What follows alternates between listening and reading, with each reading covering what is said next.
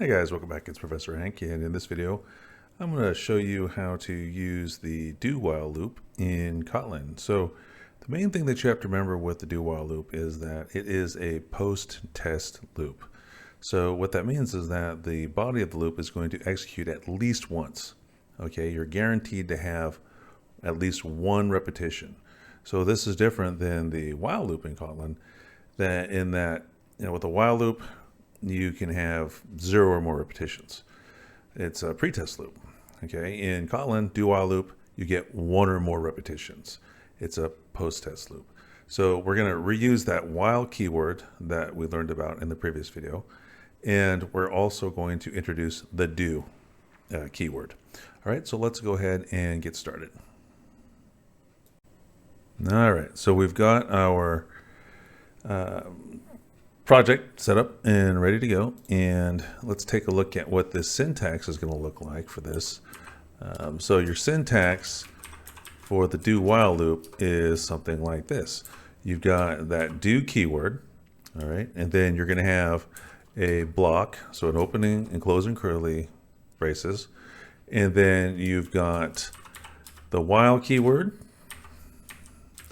okay, and then you're going to have your test expression.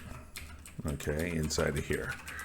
Okay, so I less than 5, I greater than 5, and j less than 12, whatever.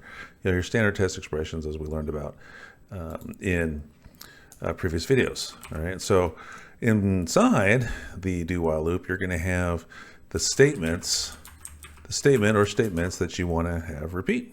Okay, so it's really is that simple. For it, it's very similar to what you see in Java and C++, right? Or in C, other C-type languages.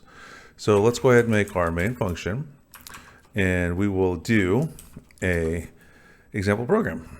So, I can create a variable. Let's call it x, okay? And I'll initialize that to 5, okay?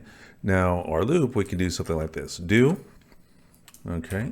And I'll have my block, and then we'll have our while. Okay, so there's all kinds of different ways you can write that.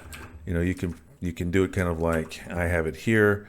We'll say while x is less than or while x is greater than 0, say. Okay, so you can write it like this, right? Or you can do it kind of like what I showed you in the original syntax, right? Kind of like this. Okay, fine. Whichever works. And then inside the block, inside the body of the loop, you put whatever code you want to have execute at least one time, right? So you can have something that looks like, I don't know, we'll just print out x. How about that? We'll just print line x. Oops. Okay. And we have to remember that we have to have some statement that brings us closer to causing our test expression to evaluate to false, right? Otherwise, we're going to have an infinite loop. And since we started the x off at 5, we'll count down, right? Because we're saying while x is greater than 0, right? So in this case, we'll do x minus minus, okay? And then after the loop, I'll just print, goodbye. All right, so we'll do something like this, goodbye. Okay, so let's go ahead and test it and see what we get. Okay, and we're going to see, we should see what? We should see 5, 4, 3, 2, 1, right? I think is what we're going to have. And we're going to get that because the x is going to start off at 5, right? Then we're going to enter the loop, and we're going to hit that print line statement, and it's going to print out the x, okay? And then we'll get the x minus minus, all right?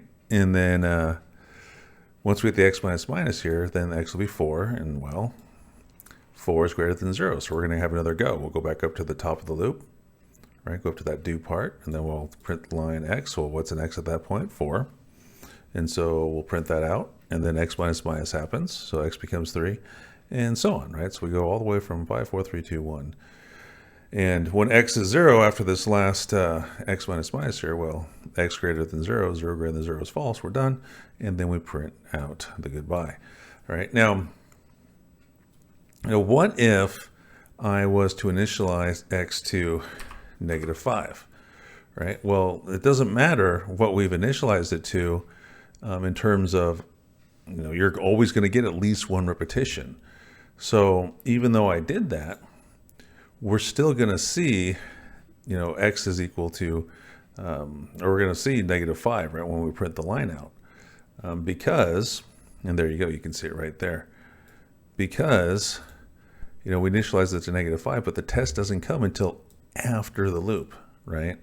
So, it's x is set to -5, we print the -5, we subtract 1 from x becomes -6, and now the test expression fails because -6 is not greater than 0, and so it's over, right? So anytime you need to have your loop execute at least one time, the do while loop is going to be your choice. It's going to be the appropriate loop. It is a post-test loop. Now let's contrast this with a plain old while loop, right? If I had while, say I greater than 0, right? And I did var I equals -5, okay?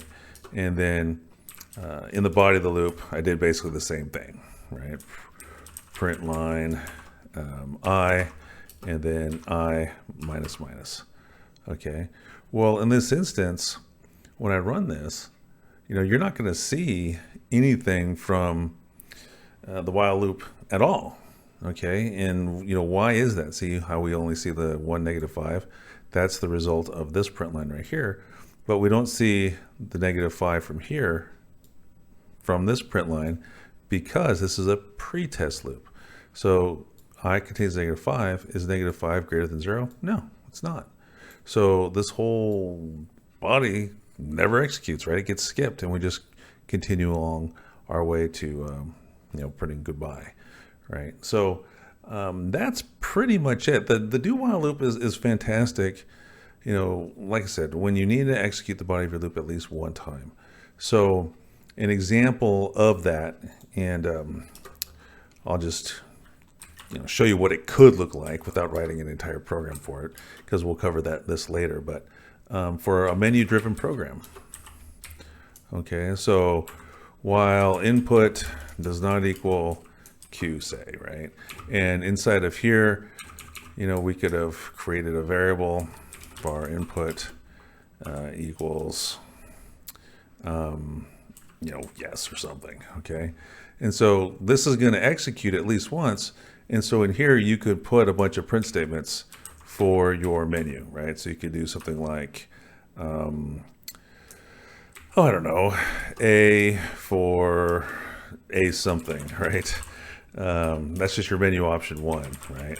And then B for B something, right? That would just be your menu option 2, and so on, right? And so then one of those options would be Q, right, for quit, okay? And so then you could have yourself a input statement right here, asking the user for their choice, so you could do print line, oops, enter your choice, right? And then, then have an input statement, grab a scanner object.